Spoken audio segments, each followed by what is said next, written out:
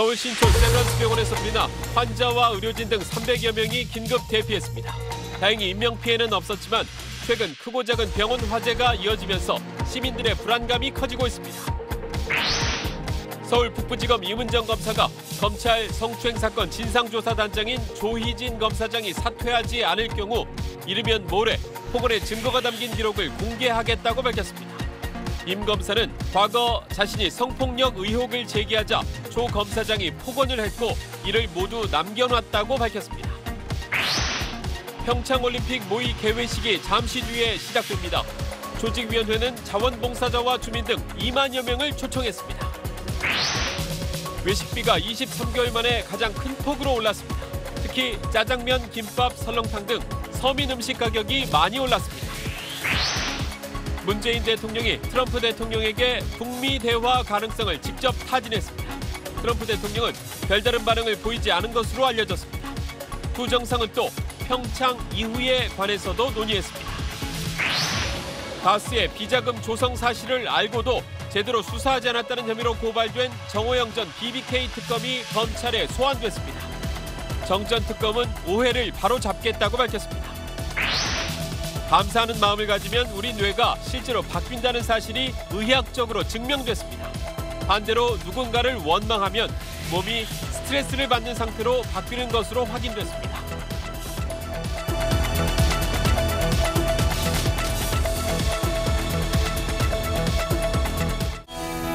공기청정기가 도로 위로 내일을 바꾸는 현대수소 전기차. 여러분 안녕하십니까? 신촌 세브란스 병원 화재 소식에 오늘 아침 또 놀라지 않으셨습니까? 그래도 인명피해가 없어서 조금 편하게 뉴스 전하게 됐습니다.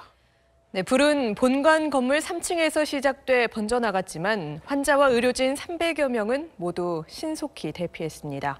원종진 기자가 보도합니다. 신촌 세브란스 병원에 불이 난 건 오늘 아침 7시 56분쯤입니다.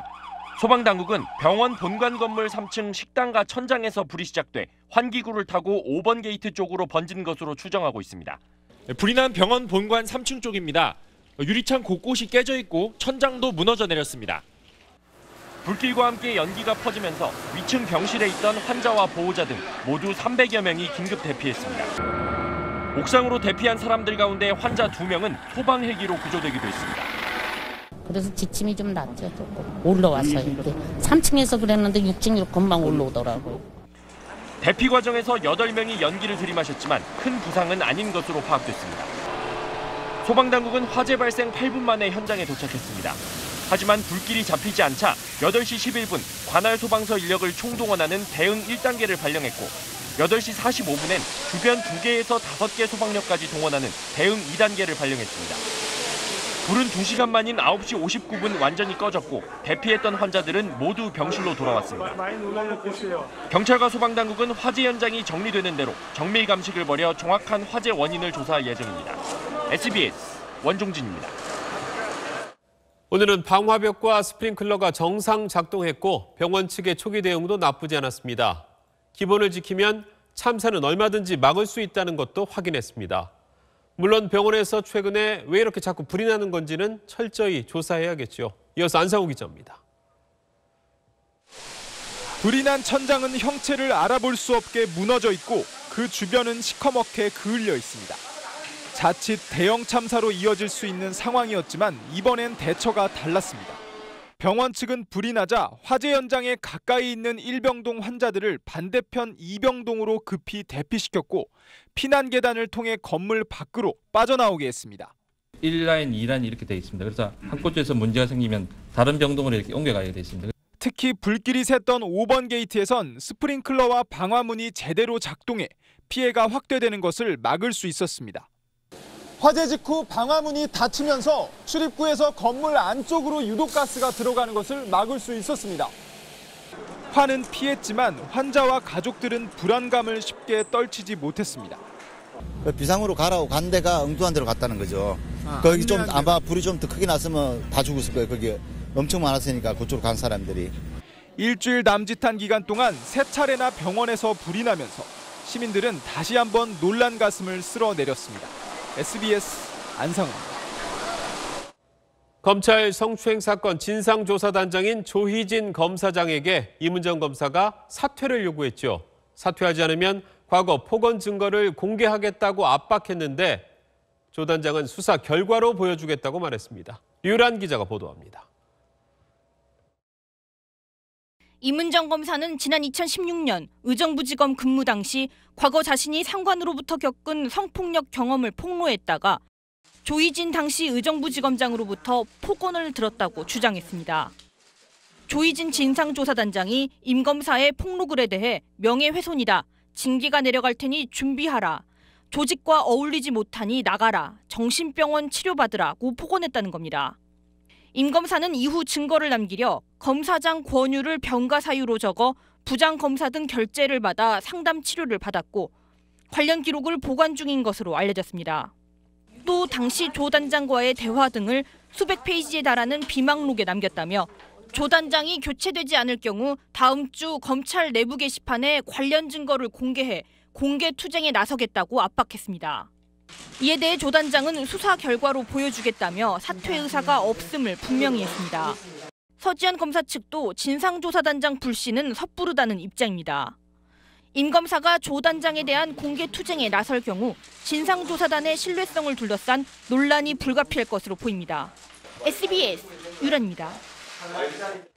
출발부터 분위기가 어수선합니다만 검찰 진상조사단은 서지현 검사가 부당했다고 말한 2014년 감사 문제부터 수사하기로 했습니다. 이명박 전 대통령 특수활동비 의혹 수사하던 특수부 검사까지 이 조사단에 합류했습니다. 임찬종 기자입니다.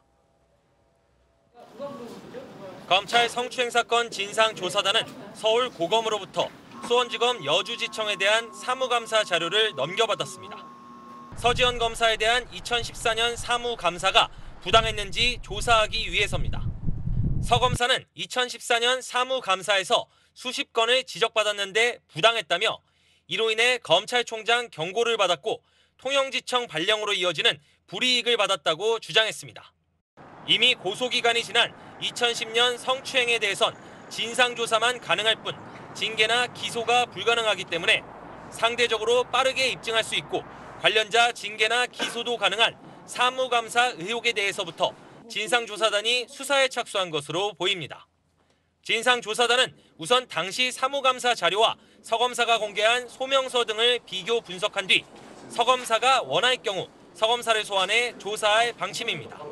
이후 성추행 가해자로 지목된 안태근 전 검찰국장 등을 소환해 사무감사에 부당한 영향력을 행사했는지 조사할 예정입니다. 검찰은 이른바 셀프 조사에 대한 의구심을 의식해 이명박 전 대통령의 특수활동비 의혹을 수사하던 서울중앙지검 특수부 검사까지 조사단에 합류시켜 본격 수사에 나섰습니다. SBS 임찬종입니다.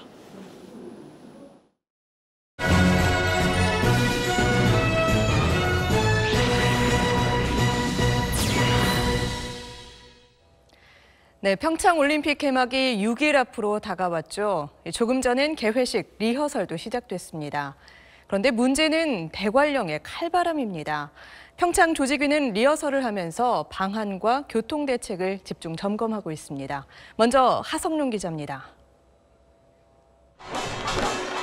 지구촌 축제의 서막을 여는 개회식장이 올림픽 분위기에 한껏 젖었습니다.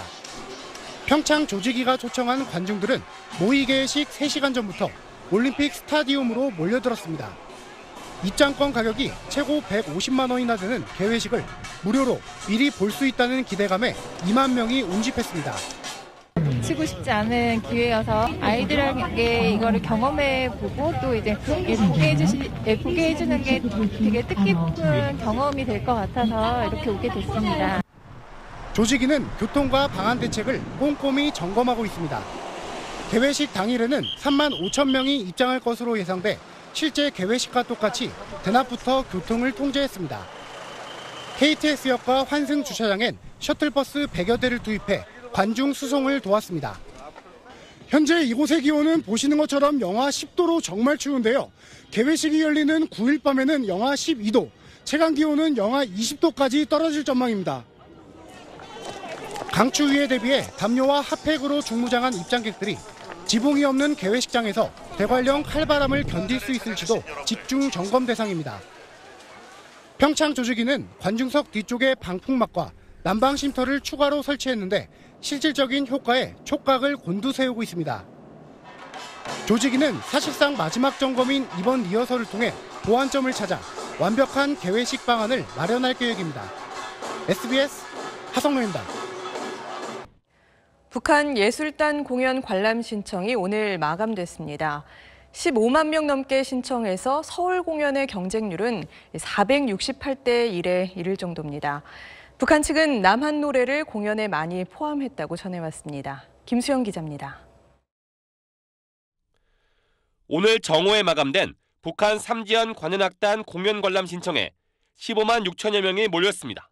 530명을 추첨해 한 사람당 2장씩 무료로 표를 나눠주기로 하고 인터넷으로 24시간 신청을 받았는데 8일 강릉 공연은 280명 추첨해 3만 9천 명이 응모해 경쟁률이 140대 1, 11일 서울 공연은 250명 추첨해 11만 7천 명이 몰려 468대 1입니다.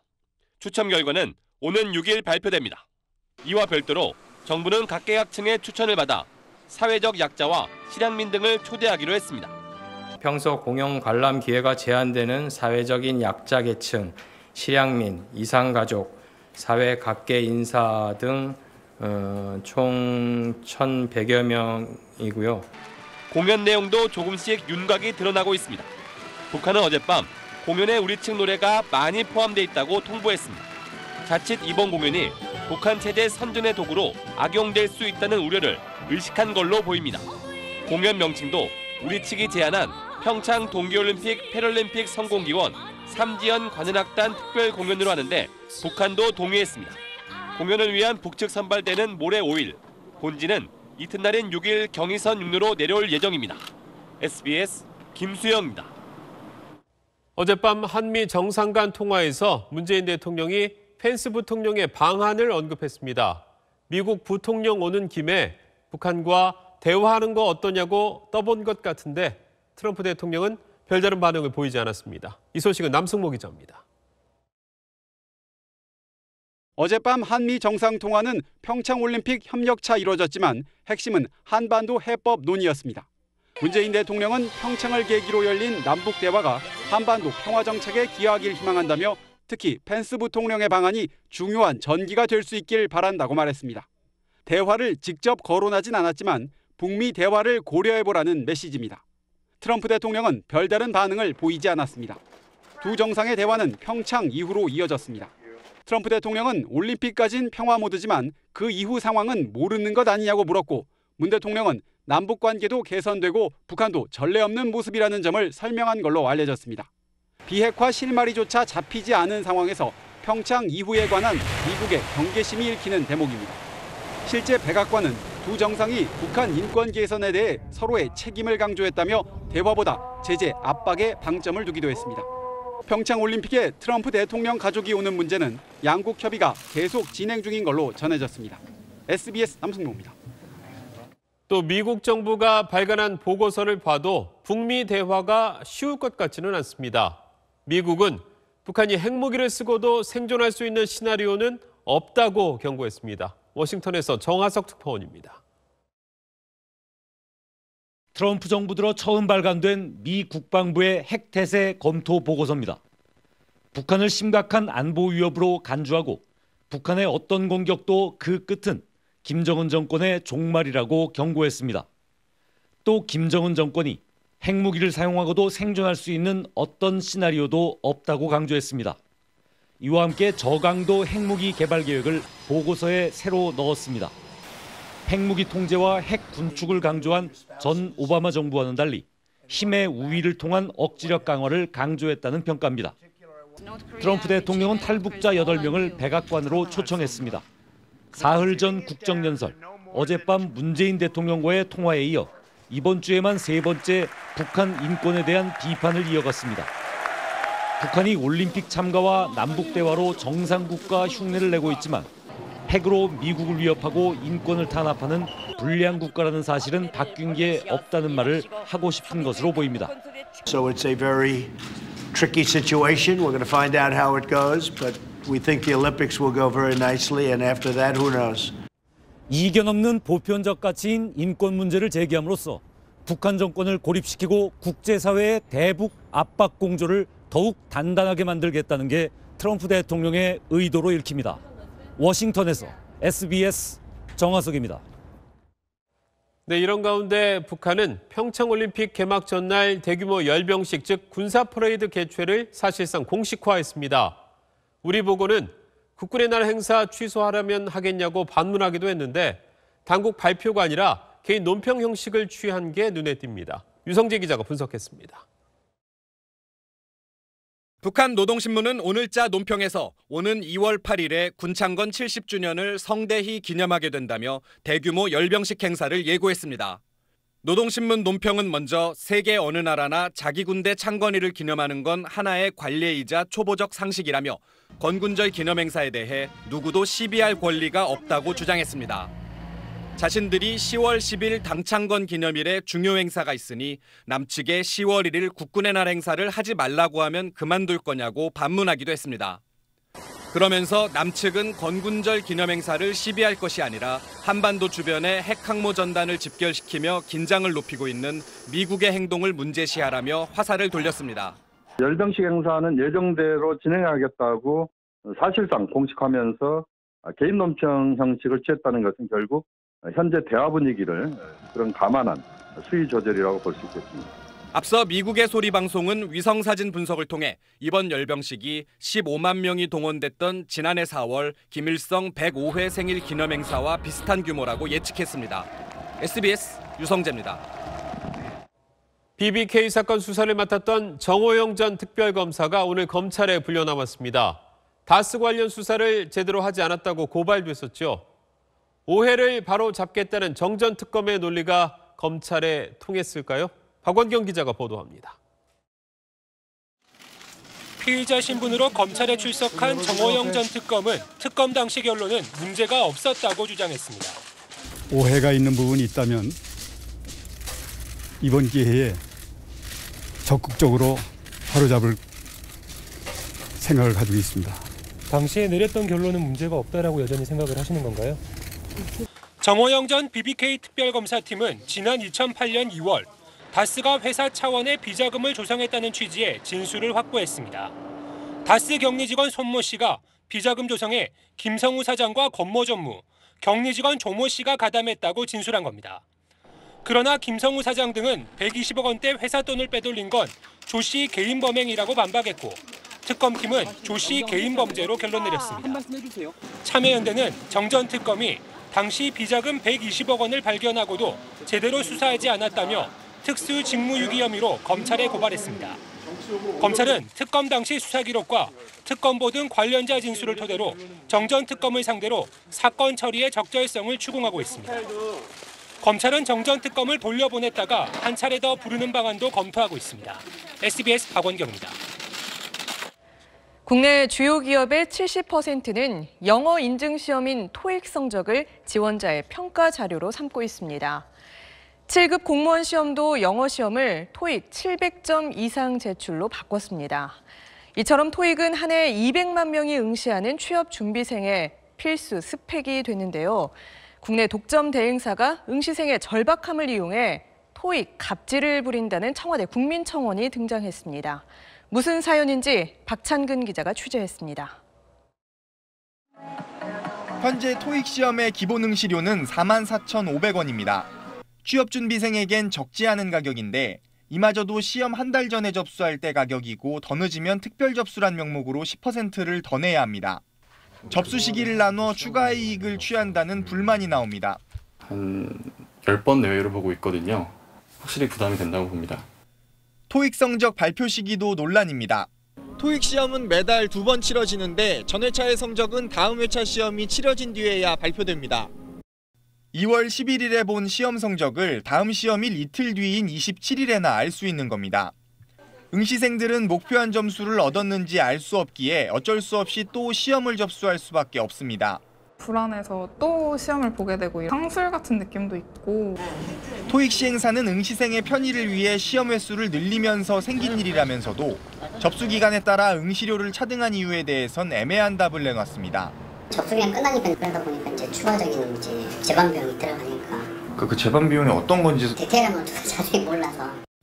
취업준비생의 절박함을 악용한 토익 대행사의 갑질을 조사해달라는 청와대 국민청원은 개시 일주일 만에 2만 명 넘게 동참했습니다. SBS 박찬근입니다. 팍팍한 주머니 사정에 서민들은 점심 한 끼 사 먹으려 해도 부담될 때가 많습니다. 그런데 새해 들어 설렁탕과 갈비탕, 라면 같은 대표적인 외식 물가가 유독 큰 폭으로 올랐습니다. 임대료와 인건비, 프랜차이즈 본사 가맹비처럼 점점 커지는 원가 부담에 식당 자영업자들이 가격표를 고치고 있는 겁니다. 최우철 기자가 취재했습니다. 2, 3천 원대 메뉴가 많아 주머니가 가벼운 서민들이 자주 찾는 프랜차이즈 도시락 판매점입니다. 올 들어 메뉴 가격 대부분이 100에서 200원씩 올랐습니다. 쌀과 고기 등 재료비 부담에 4년 만에 가격 인상을 택한 겁니다. 통계청의 지난달 물가조사 결과 1년 새 도시락 가격은 2.3% 올랐고 구내 식당 식비도 3.2% 상승했습니다. 서민들이 즐겨 먹는 짜장면은 4.2%, 짬뽕은 4.9%씩 올랐고 분식집 대표 메뉴인 김밥도 6.3%나 가격이 올랐습니다. 비빔밥과 찌개 백반 같은 식사류나 햄버거, 떡볶이 같은 간식도 마찬가지입니다. 이런 영향으로 지난달 전체 외식 물가는 1년 전보다 2.8% 올라 23개월 만에 가장 높은 상승률을 보였습니다. 고질적인 임대료 인상에다 인건비와 재료비 상승 등이 영향을 준 걸로 보입니다.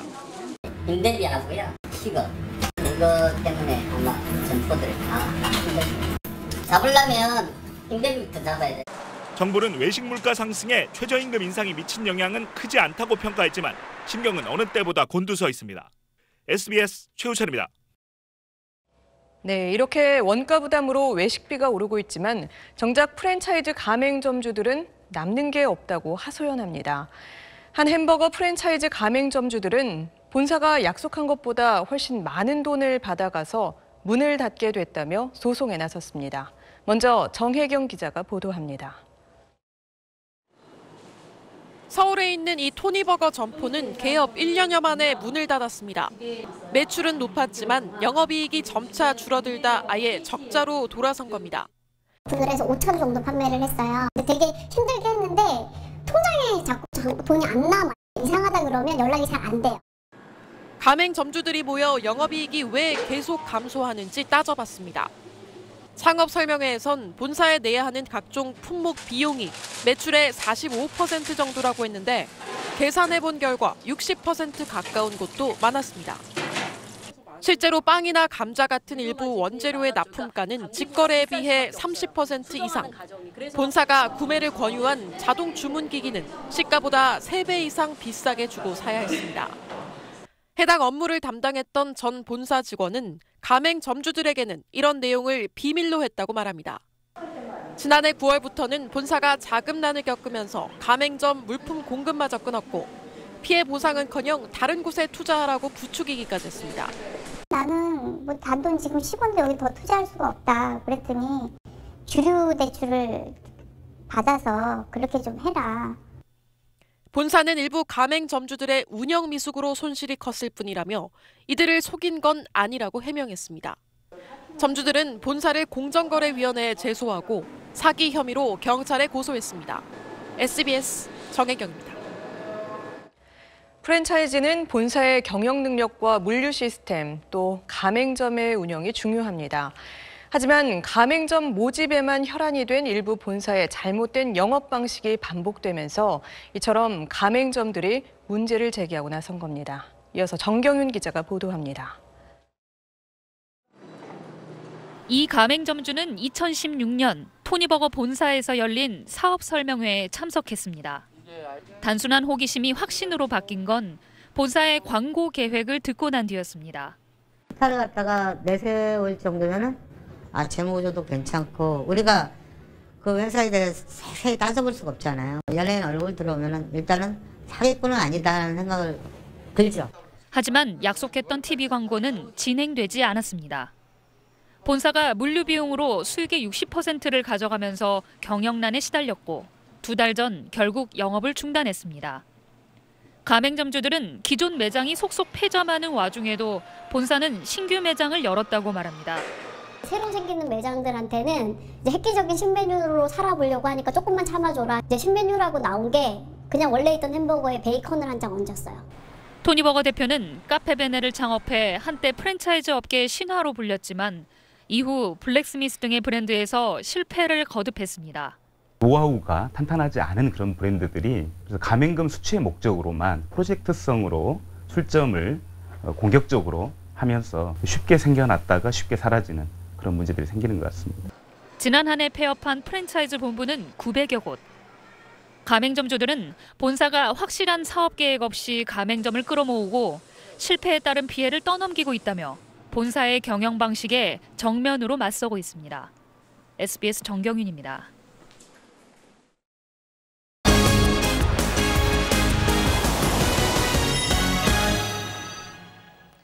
감사하는 마음을 갖고 살면 행복해진다. 당연한 말이지만 잊고 지내게 되죠. 그런데 실제로 감사하는 마음을 가지면 우리 뇌가 변하고 삶도 달라질 수 있다는 사실이 의학적으로 증명됐습니다. 남주현 기자가 보도합니다. 엄마가 내게 해주셨던 여러 가지 고마운 일들을 하나하나 생각하면서 30대 직장인에게 어머니에 대한 고마움을 떠올리게 하는 메시지를 5분 동안 들려줬습니다. 심장박동이 안정적인 파형을 그리고 표정은 편안해집니다. 엄마하고 손잡고 시장에 가서 그 초콜릿 샀던 그런 옛날 추억들도 떠오르더라고요. 그런 좀 아련한 기억들.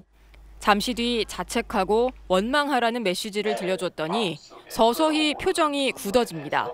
나를 늘 화나게 하고 괴롭히는 사람들의 얼굴을 떠올려 보세요. 감사하거나 반대로 원망할 때 표정만 달라지는 게 아닙니다. 국내 대학병원 연구팀이 2가지 상반된 감정을 느꼈을 때 심박수와 뇌의 변화를 측정해 봤습니다. 감사할 때의 심박수 평균은 차츰 감소하는 반면 원망하면 스트레스를 받을 때처럼 증가합니다. 심박수가 달라지는 건 상황에 따라 우리 뇌도 계속 변하기 때문입니다. 측좌핵 등 뇌 여러 부위에 걸쳐 있는 보상회로가 즐거움을 관장하는데요. 감사하는 마음을 가지면 보상회로가 뇌의 많은 부위에 연결돼 즐거움을 더 잘 느끼게 된다는 게 기능 MRI 영상으로 확인됐습니다. 흥분되기도 하고 억제되기도 하고 하는데 그게 이제 계속 반복해서 나타날 때 변화들이 쌓여서 영구적인 효과로 나타날 수 있는 거죠. 누군가를 탓하고 원망하기보다 늘 감사하는 마음을 가지려고 애쓰면 우리 뇌가 변하고 삶도 달라진다는 얘기입니다. SBS 남주현입니다. 몇 해 전만 해도 콘서트나 공연을 볼 때 야광봉 흔드는 관객들이 많았습니다. 그런데 요즘엔 IT 기술이 합쳐진 무지갯빛 응원봉처럼 최첨단 응원 도구가 등장했습니다. 심우섭 기자의 보도입니다. H.O.T의 하얀 풍선, G.O.D의 하늘색 풍선. 1990년대 팬들은 풍선 색깔로 사랑을 표현했습니다. 2000년 이후엔 야광봉과 목도리로 응원 도구가 더 다양해졌습니다. 요즘 콘서트장에선 무지개 빛깔의 전자 응원봉이 눈길을 끕니다. 관람석에서 팬들이 들고 있는 응원봉이 일제히 푸른 빛을 냅니다. 단순히 색깔만 변하는 게 아닙니다. 카드 섹션을 펼치는 것처럼 응원봉을 이용해 다채로운 글자나 모양을 그려냅니다. 가수가 지휘하고 팬들이 화답하는 것 같습니다.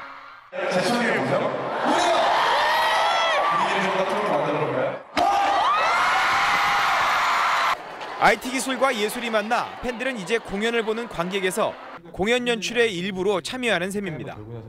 좌석 번호에 따라서 색깔이 제어되는 거기 때문에 다음번 공연 때 좌석이 바뀌게 되면 새로운 좌석 번호를 또 내 어플리케이션을 통해서 이 응원 도구에 입력을 하고 그런 기술을 또 특허 출원을 했고 작년에 등록까지 되었습니다.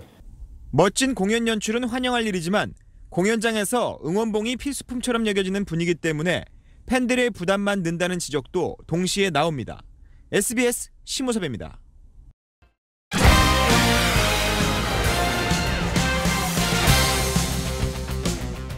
평창 올림픽 분위기가 고조되면서 다양한 행사와 공연을 즐길 수 있는 문화올림픽이 오늘 개막했습니다. 이 소식은 조재근 기자입니다.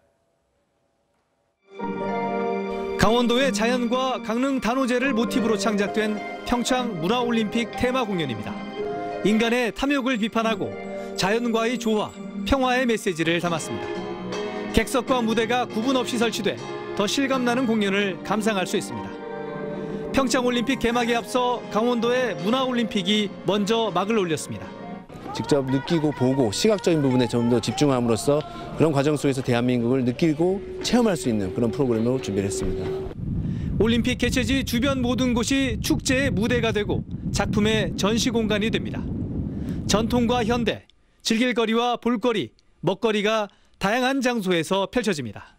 We just went to the beach and we saw lots of artwork and now this type of traditional performance. So I think it's going to be a lot of fun for foreigners to come here and see like all these different things all around the city. 올림픽 개최지의 밤도 아름답게 변했습니다. 경기장 주변을 비롯한 주요 장소에 화려한 경관 조명이 설치됐습니다. 올림픽 기간 동안 500개가 넘는 공연과 전시, 체험 행사가 예정돼 있어 선수와 관람객들은 날마다 문화축제를 즐길 수 있을 것으로 예상됩니다. SBS 조재근입니다.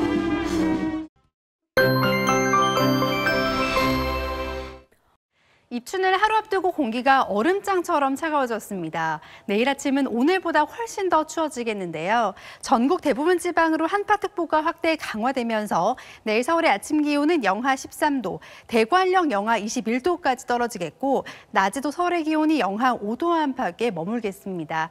이렇게 한기가 밀려오면서 서해상에서는 계속해서 눈구름대가 발달하고 있습니다. 제주 산간 지방으로는 대설경보가 내려졌는데요.